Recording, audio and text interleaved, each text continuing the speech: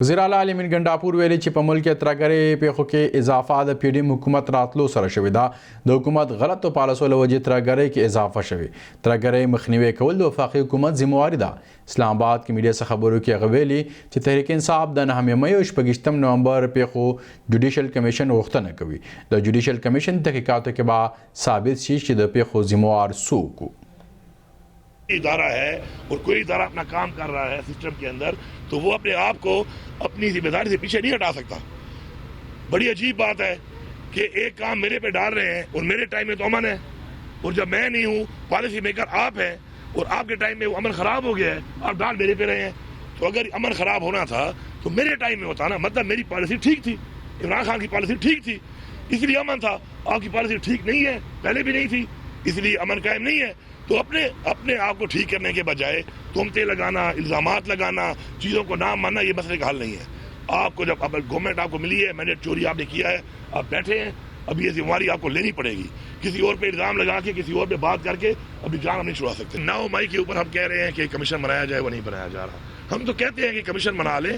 اگر کسی بندے نے کوئی غلط کچھ کیا ہے تو اس کی سزا ہونی چاہیے، لیکن پہلے یہ تعین تو ہو کہ غلط کیا کیا ہے اور کتنا کوئی غلط کیا ہے. اگر کہیں پہ کھڑے ہونا، کوئی پرامن احتجاج کرنا، غلط کرنا ہے، اس کی ایک سزا ہے.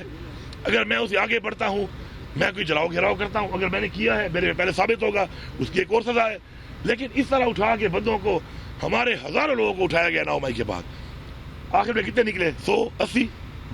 ان 180 میں بھی یہ بیچارے اپنی سزا پوری کر چکے ہیں. اب وہ سزا جائز تھی ناجائز تھی، لیکن وہ پوری کر چکے تھے.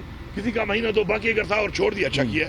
ریاست کا کام ہے اپنے لوگوں کو مطمئن کرنا، اپنے لوگوں کو ساتھ لے کے چلنا، اپنے لوگوں کی رائے کی کو عزت دینا. ریاست کا کام یہ نہیں ہے کہ ڈنڈا اٹھا کے زبردستی سے آپ میری زبان بند کریں، آپ میرا حق مجھے چھینیں، آپ میرا حق مجھے نہ دیں، اور پھر اگر میں اپنا حق مانگوں تو پہلے آپ میرے پہ ڈنڈے برسائیں، پھر میرے پہ آنسو گیس برسائیں، پھر میرے پہلے گن برسائیں، اور آخر میں میرے پہ گولیاں برسائیں، اور بعد میں پھر ڈھیٹ بن کے بے شرموں کی طرح مانے بھی نہ. چلو غلطی کر لی ہے، تمہاری کتنی غلطی ہے، ہماری کتنی غلطی ہے، کمیشن بنا لو. لیکن یہ تو کوئی طریقہ نہیں ہے کہ آپ مان نہیں رہے، آپ کہہ رہے ہیں جی ہم جھوٹ بول رہے ہیں.